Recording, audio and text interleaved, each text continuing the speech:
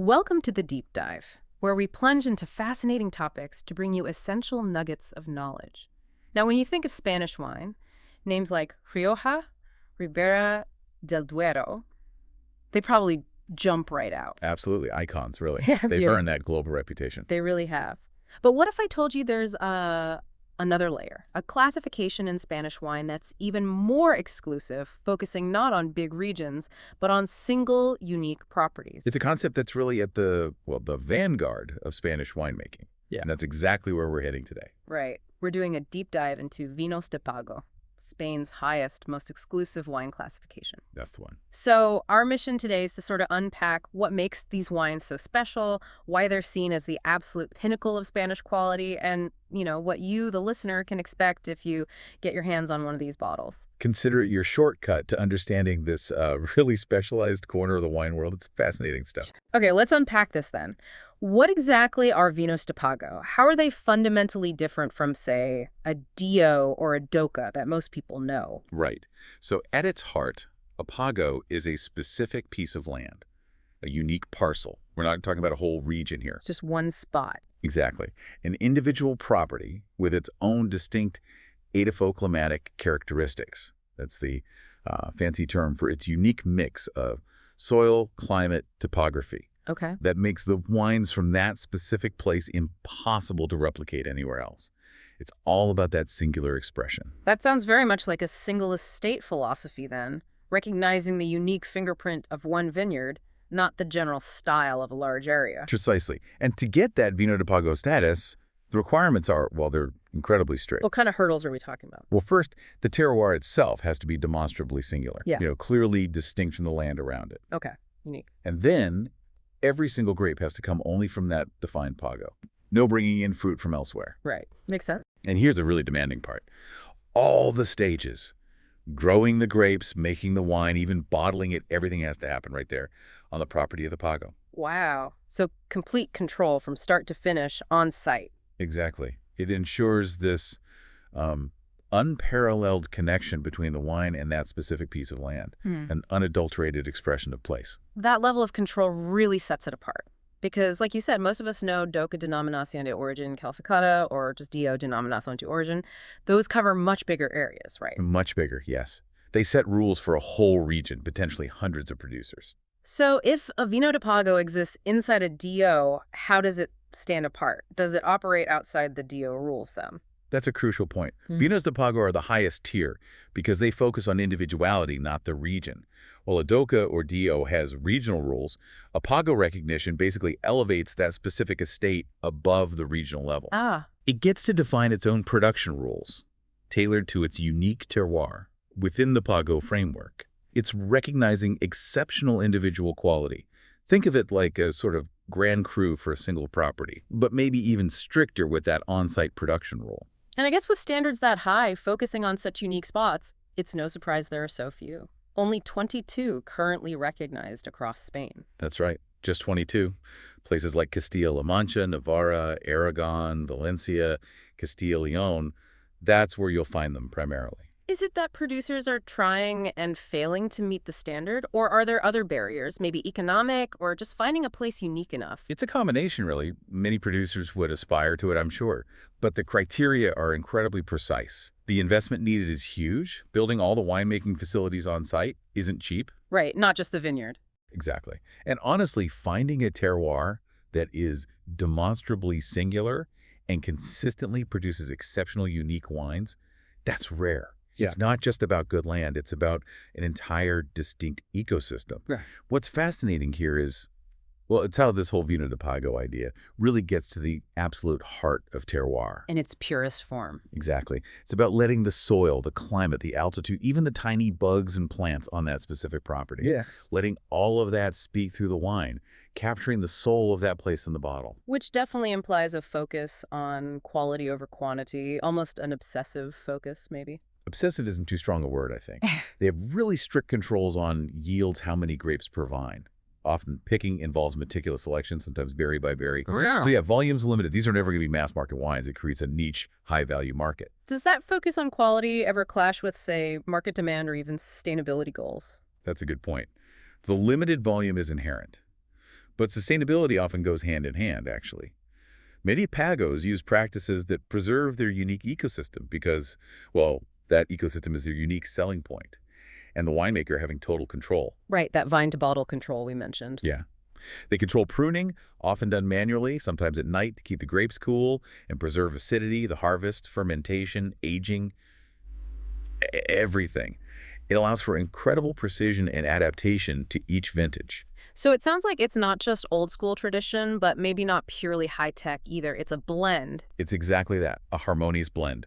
They use centuries-old knowledge alongside the latest viticultural and winemaking tech. Ah. But the key is, the technology serves to refine and elevate the terroir's expression, not to mask it or create something artificial. Using tech to understand the land better, essentially. Precisely, to maximize what that unique place naturally offers. It's a delicate balance, but the result can be truly extraordinary. Okay, to really bring this home for you listening, let's take a little journey through a few examples.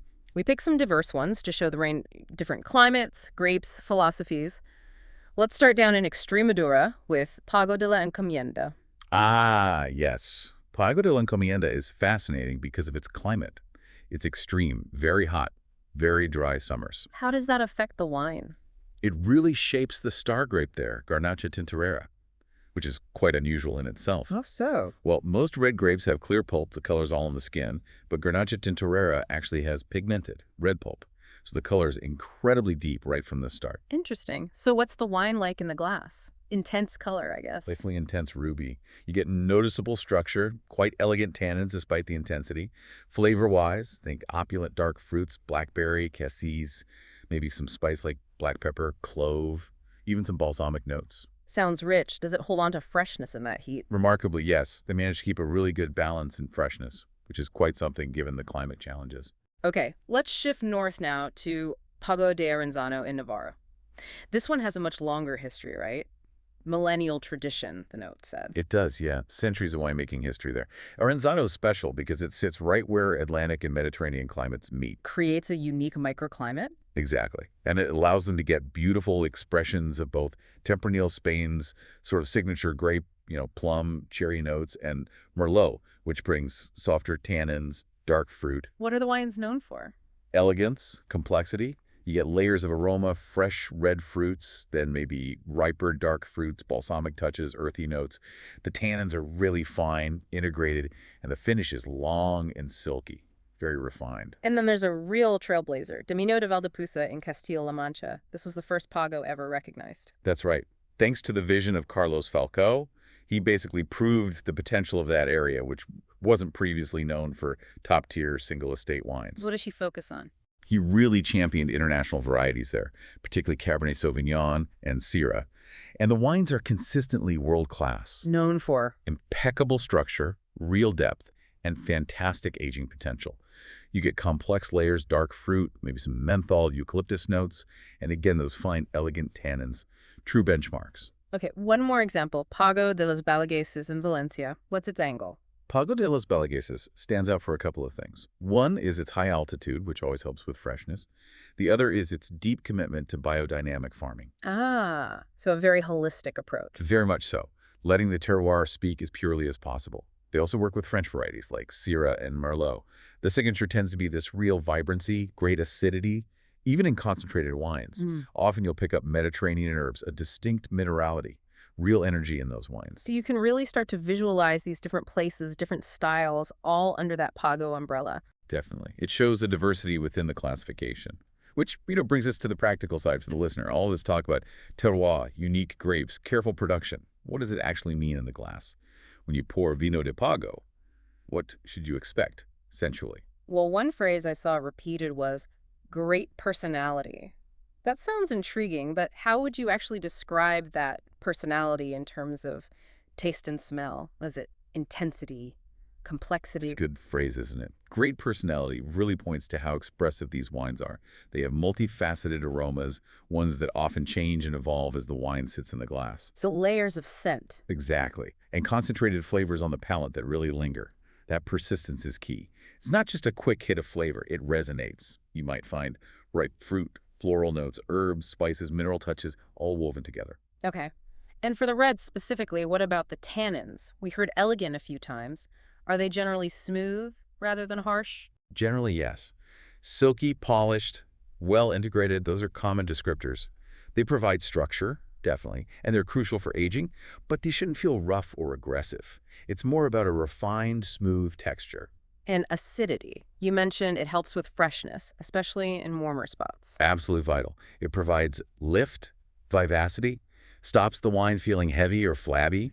In Vinos de Pago, it's usually perfectly balanced with the fruit and structure, contributing to both the immediate enjoyment and the potential to age gracefully. So underpinning all this must be really high-quality fruit. That's the starting point. Oh, absolutely. Pure, authentic, perfectly ripe fruit is the soul of the wine. That's the foundation everything else is built on. And you mentioned complexity, the layers. Can you elaborate on that journey? Primary, secondary, tertiary aromas? Right. So when you first pour it, you get the primary notes, the direct fruit character, maybe floral hints. Then from the winemaking and aging come the secondary notes, perhaps vanilla or toast from oak, maybe some spice from fermentation. And then later. Then if the wine has some age, you start getting those fascinating tertiary aromas. Things like tobacco, old leather, forest floor, truffle, complex savory spices. That's where aged wines get really interesting. And that complexity ties right back to the specific place, the terroir. How might different soil types, for instance, show up in the flavor, say, limestone? Limestone is a classic. It often brings this wonderful mineral purity to the wine. You might sense notes of chalk, talc, wet stone. It contributes freshness and a real sense of structure, almost a tension in the wine. Okay. And conversely, what about warmer climates? How does that influence the profile? Warmer climates tend to push the fruit towards riper, more concentrated expressions, think jammy notes, stewed cherries maybe, and you often get richer spices, black pepper, cloves, cinnamon coming through more strongly. Makes sense. And you also mentioned high thermal amplitude, big swings between day and night temperatures. What does that do for the wine? That's hugely beneficial for quality. It helps the grapes preserve acidity even as they ripen fully during the day. This translates to freshness in the wine, but also helps develop more delicate floral notes like violet or rose and subtle herbal hints like mint or thyme. It gives you that balance between richness and vibrancy. And all these elements together, the concentration, elegant tannins, balanced acidity, they lead to something exciting for collectors, aging potential. Spot on. Yeah. Because they have that inherent structure and balance, many Vinos de Pago can evolve beautifully for a decade, easily. Some for much, much longer. They develop those incredible tertiary complexities we talked about. They really are wines that can reward patience. Okay, now for the really fun part, food pairings. Mm-hmm. Given the intensity, I'm guessing the full-bodied red Pagos are naturals for robust meats. Oh, absolutely. Classic pairings work brilliantly. Think a beautiful cut of steak, roast beef, roast lamb, grilled lamb, even richer game like wild boar or venison. The wine structure cuts through the richness of the meat perfectly. What about pairings for specific grapes, like a Syrah from a Pago? Syrah Pagos, often having spice notes themselves, are great with spice dishes, maybe a tagine, a mild curry, even chili con carne if it's not too fiery. They also love rich sauces, smoked meats, cured sausages, and they're fantastic with earthy wild mushrooms like porcini or shiitake. And that unusual Garnacha Tintorera we discussed from Pago de la Encomienda, what suits its deep color and structure? Surprisingly versatile. It handles rich, full-bodied sauces really well. Think a slow-cooked ragu or beef stroganoff. It could even work with dishes that have a bit of sweetness or sweet spice, like some Asian-inspired recipes. Now, white Vinos de Pago are less common, but they exist and are high quality. What would you pair with those? Since they tend to be quite structured, maybe with some oak influence, think beyond simple salads. Go for more substantial dishes, big sea bass, maybe cotta gratin. Poultry with creamy sauces works well too, like chicken in a mushroom sauce. And definitely try them with medium to hard-aged cheeses, a good Manchego, Gruyere, Parmesan. And you mentioned some daring pairings earlier. What were those again? Yeah, for the adventurous. Try a high-altitude Syrah, maybe one of those herbal notes alongside wild mushrooms. Or a complex Tempranillo de Pago with something rich and flavorful like duck rice. Combinations that push the boundaries a bit but can be amazing. Which brings us to a key point, really. What's the actual secret to making these pairings work with such intense wines? It must be about respecting the wine, right? Not overpowering it or letting it overpower the food. Exactly. It all comes down to balance. You need to consider the wine's key elements, its acidity, tannins, sweetness level, if any, its aromatic power, and weigh them against the food's components. Fat, sweetness, salt, acidity, spice. Finding harmony. Precisely. You're looking for a synergy where both the wine and the dish enhance each other. Neither should dominate, they should dance together. So if we connect all this to the bigger picture, what does this all mean for you, listening at home, as a wine explorer? What's the future hold for Vinos de Pago? How do they fit into Spain's overall wine story? Yeah, that's a crucial question. Because, the biggest challenge for Vinos de Pago right now is probably consumer awareness. Really? Despite the quality? Yeah, outside of Spain, and even sometimes within, they just aren't as well known as the big regional names like Rioja or Ribera. That lack of broad recognition is a hurdle, especially given they represent this top tier. But surely that's also a massive opportunity, a chance to educate people, differentiate these wines, and maybe boost Spain's fine wine image even further. Couldn't agree more. There's a huge opportunity to tell the stories behind these Pagos, the unique land, the dedicated producers, the philosophy, to explain that intrinsic quality and authenticity. And you expect to see more Pagos recognized over time? I think so, yes. As more producers meet the demanding standards, we'll likely see the list grow, which will only enrich Spain's wine landscape further. It's an ongoing evolution. So ultimately, these Vinos de Pago serve as pretty important ambassadors for Spanish fine wine globally. Absolute crucial ambassadors. They showcase Spain's ability to produce not just traditional wines, but also truly world-class, innovative, site-specific wines that can stand alongside the best from anywhere. They really represent the pinnacle of singularity and excellence in Spanish wine today. What an incredible deep dive. It's so clear that Vinos de Pago are more than just wine. They're a celebration of place, of meticulous work, of dedication to expressing something unique. Liquid geography, almost. That's a great way to put it. They really embodied the dynamic side of Spain's wine scene, showing there's so much quality beyond the famous regional names, wines that absolutely reward a bit of curiosity. So as you continue your own journey through wine, maybe think about this. How does the very idea of a Vino de Pago, focusing on one tiny, unique spot, challenge our usual way of thinking about wine regions? How might seeking out the singular story in a bottle change how you discover new wines and how you understand that deep connection between a wine and exactly where it comes from?